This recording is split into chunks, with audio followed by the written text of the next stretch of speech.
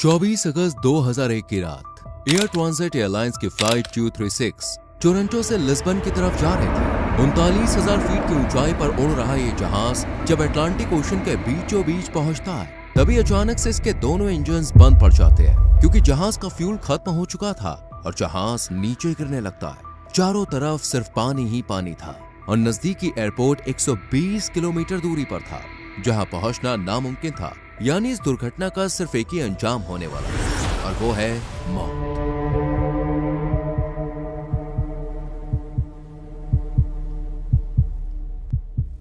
तेईस अगस्त 2001 की शाम कैनेडियन एयरलाइन एयर ट्रांजिट की फ्लाइट 236 टोरंटो एयरपोर्ट से पुर्तगाल के लिस्बन शहर जाने की तैयारी कर रही थी।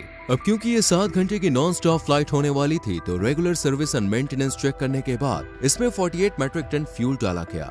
ये एक एयरबेस A330 जहाज था, जो उस समय का सबसे एडवांस और सबसे सेफ एयरक्राफ्ट माना जाता था। 48 वर्षीय कैप्टन रॉबर्ट पिश को 16,800 फ्लाइट आवर्स का एक्सपीरियंस था, जबकि फर्स्ट ऑफिसर दिर्क दिएगर भी 4800 घंटे जहाज उड़ा चुके थे और दोनों ही एयरबस A330 जहाज को पहले भी कई बार उड़ा चुके थे। कुछ ही देर में फ्लाइट में 293 पैसेंजर्स और 13 क्रू मेंबर्स सवार हो जाते हैं और रात के करीब 9 बजे जहाज टोरंटो के एयरपोर्ट से सफल उड़ान भरता है। अब पायलट धीरे धीरे जहाज को लिस्बन ले जाने के लिए अटलांटिक ओशन की तरफ मोड़ लेते हैं। चंद ही मिनटों में जहाज अपने क्रूजिंग एल्टीट्यूड 39,000 फीट तक पहुंच जाता है। अब इस तरह की लॉन्ग फ्लाइट्स पर पायलट्स का ज्यादा काम नहीं होता, क्योंकि ज्यादातर काम ऑटो पायलट सिस्टम ही करता है। पायलट सिर्फ सिचुएशन मॉनिटर करते हैं और समय समय पर कंट्रोल टावर को अपनी लोकेशन से अपडेट देते रहते हैं। इस जहाज को उड़ान भरे 4 घंटे गुजर चुके थे। अब तक सब कुछ नॉर्मल चल रहा था और जहाज में सवार ज्यादातर पैसेंजर्स गहरी नींद में सो चुके थे।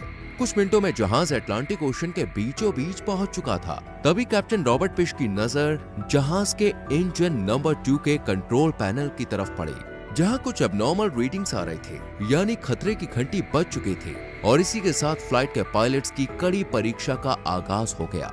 रात के करीब 1 बजे पायलट ने देखा कि राइट साइड के इंजन में ऑयल प्रेशर काफी बढ़ चुका था। साथ ही ऑयल की क्वांटिटी कम और ऑयल टेम्परेचर भी लो इंडिकेट हो रहा था। इस तरह का एरर दोनों पायलट अपने करियर में पहली बार देख रहे थे, क्योंकि स्कूटर से लेकर हवाई जहाज तक जब भी कोई इंजन ज्यादा देर तक ऑपरेशनल होता है तो धीरे धीरे उसका तापमान बढ़ता है, लेकिन यहाँ तो टेम्परेचर रैपिडली ड्रॉप हो रहा था, जो किसी भी तरह से नॉर्मल नहीं था।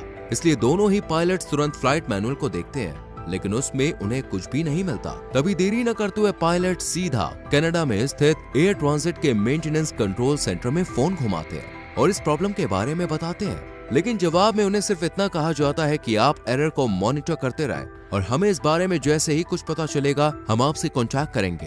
अब भले ही कॉकपिट में फॉल्टी रीडिंग दिख रही हो, लेकिन उड़ान में कोई दिक्कत नहीं थी, इसलिए पायलट ये सोचकर रिलैक्स हो गए कि शायद कोई फॉल्ट सेंसर ऑयल की गलत रीडिंग दे रहा है। लेकिन आगे उनके साथ जो होने वाला था वो हादसा आज भी एयर एक्सीडेंट की हिस्ट्री में काले अक्षरों में लिखा हुआ है। खैर, करीब आधा घंटा बीत गया, तभी कॉकपिट की स्क्रीन पर कैप्टन के सामने एक और एडवाइजरी मैसेज डिस्प्ले हुआ, लेकिन ये मैसेज ऑयल से रिलेटेड नहीं बल्कि फ्यूल से रिलेटेड था। दरअसल कमर्शियल एयरलाइंस का फ्यूल उनके विंग्स में इक्वल डिस्ट्रीब्यूटेड होता है, लेकिन स्क्रीन में वार्निंग दिखी कि लेफ्ट विंग के मुकाबले राइट विंग में फ्यूल कम है। लेकिन ये परेशानी भी पायलट्स को ज्यादा बड़ी नहीं लगी, क्योंकि कई बार सिर्फ कुछ लीटर फ्यूल कम ज्यादा होने पर भी ऐसी वार्निंग्स आ जाती है। तभी क्रॉस फील्ड वाल्व खोलकर फ्यूल को दोनों विंग्स में इक्वली डिस्ट्रीब्यूट कर दिया जाता है। तो इस बार भी पायलट ने कुछ ऐसा ही किया, जिससे दोनों विंग्स में फ्यूल की क्वांटिटी इक्वल हो चुकी थी। मगर 10 मिनट के बाद कैप्टन को डिस्प्ले में लो फ्यूल वार्निंग दिखती है। तभी चेक करने पर उन्हें पता चलता है कि राइट विंग में दोबारा से फ्यूल कम हो गया है और अब दोनों विंग्स को मिलाकर भी इतना फ्यूल नहीं है जिससे लिस्बन पहुंचा जा सके।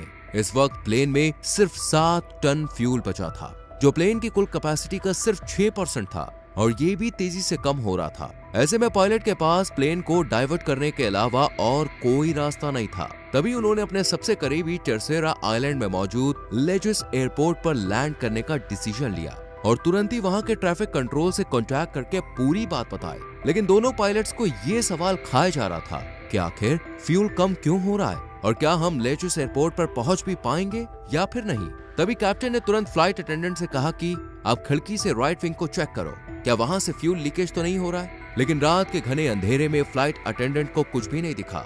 अब कंडीशन ऐसी थी कि हर 5 मिनट में 1 टन फ्यूल खत्म हो रहा था। अब उनके पास सिर्फ 25 मिनटों का फ्यूल बचा था। जिससे टर्सेरा आइलैंड पहुंचना भी मुमकिन नहीं था। तभी मेंटेनेंस टीम ने कैप्टन से कहा कि आप प्लेन को 20,000 फीट की ऊंचाई पर ले जाइए ताकि फ्यूल लीकेज कंफर्म हो जाए। लेकिन कैप्टन ने ऐसा करने से साफ इनकार कर दिया, क्योंकि उनका मानना था कि अगर फ्यूल लीकेज कंफर्म हो भी गया तो भी हम फिर से 39,000 फीट की हाइट नहीं पकड़ पाएंगे और कम से कम 39,000 फीट से ग्लाइडिंग करके कुछ किलोमीटर और आगे तो आया जा सकता है। तभी अचानक से जहाज के राइट इंजन ने आग पकड़ ली, जिससे ये कंफर्म हो गया कि लीक हो रहा है। इस धमाके से अंदर बैठे पैसेंजर्स में अफरा तफरी मच गई, जिससे प्लेन शेक करने लगा। तभी कैप्टन ने पैसेंजर्स को शांत बैठने की रिक्वेस्ट की।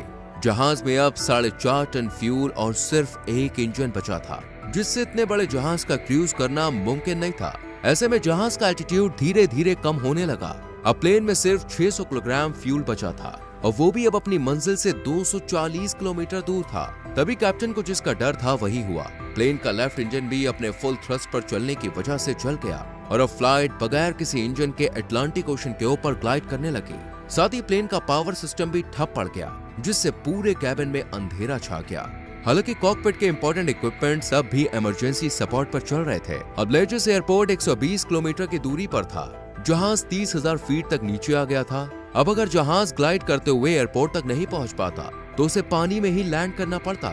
इसलिए क्रू मेंबर्स ने तुरंत पैसेंजर्स को प्रिपेयर करना शुरू कर दिया। लेकिन पानी में लैंड करना काफी खतरनाक होता है, क्योंकि इससे पैसेंजर्स को काफी इम्पैक्ट का सामना करना पड़ता है और अगर इम्पैक्ट से बच भी गए तो पानी में भी डूब सकते हैं। अब भारी कमर्शियल प्लेन को ग्लाइड करना काफी मुश्किल होता है। सब कुछ प्लेन के बीच कंट्रोल पर निर्भर था, जिसे पायलट मैनुअली लीवर से कंट्रोल कर रहे थे। जहाज की ऊंचाई 200 फीट पर मिनट की रफ्तार से कम हो रही थी, यानी अगले 15 मिनट फ्लाइट में सवार 306 लोग की जिंदगी या मौत की दास्तान लिखने वाले थे। कुछ मिनटों बाद जहाज और एयरपोर्ट के बीच का डिस्टेंस 15 किलोमीटर तक पहुंच चुका था। इतने डिस्टेंस पर फ्लाइट का एल्टीट्यूड 3,000 फीट रखने की सलाह दी जाती है, जबकि इस जहाज का एल्टीट्यूड 13,000 फीट था। लेकिन अगर कैप्टन फ्लाइट को आगे की तरफ झुकाकर एल्टीट्यूड को तेजी से कम करते तो 90% चांस थे क्रैश लैंडिंग के। ऐसे में पायलट ने वहीं पर एक 360 डिग्री टर्न लगाया, जिससे प्लेन और एयरपोर्ट के बीच का डिस्टेंस तो उतना ही था, लेकिन एल्टीट्यूड 8,000 फीट से कम होकर 5,000 फीट तक पहुंच चुका था, जो रिकमेंडेड लेवल से अब भी 2,000 फीट ज्यादा था। लेकिन अब 360 डिग्री लगाना पॉसिबल नहीं था, इसलिए पायलट ने प्लेन को एयरपोर्ट के रनवे की तरफ मोड़ा और फिर कुछ एस टर्न्स लगाए। इस ज़िगज़ैग पैटर्न में आगे पीछे होने से प्लेन को एल्टीट्यूड कम करने का कुछ एक्स्ट्रा टाइम मिला। अब नॉर्मली लैंडिंग के वक्त प्लेन की नोज को ऊपर रखने के लिए फ्लैप्स और इंजन थ्रस्ट का इस्तेमाल किया जाता है, लेकिन पायलट इंजन थ्रस्ट के बिना फ्लैप्स को भी नहीं खोल सकते थे, क्योंकि ऐसा करने से फ्लैप से मिलने वाला एयर ड्रैग प्लेन को और आगे झुका देता और क्रैश लैंडिंग हो जाती। इसलिए पायलट ने फ्लैप्स को बंद रखते हुए लैंडिंग करने का डिसीजन लिया, जिससे प्लेन और रनवे के बीच काफी तेज टक्कर हुई और 12 मिनट में 8 टायर फट गए, जिससे प्लेन स्किड करता हुआ एक तरफ खिसक रहा था। लेकिन कैप्टन ने बड़ी ही सूझबूझ से धीरे धीरे ब्रेक लगाई और आखिरकार प्लेन रुक गया। लेकिन तभी प्लेन की लैंडिंग गियर में बड़े धमाके के साथ आग भड़क उठी।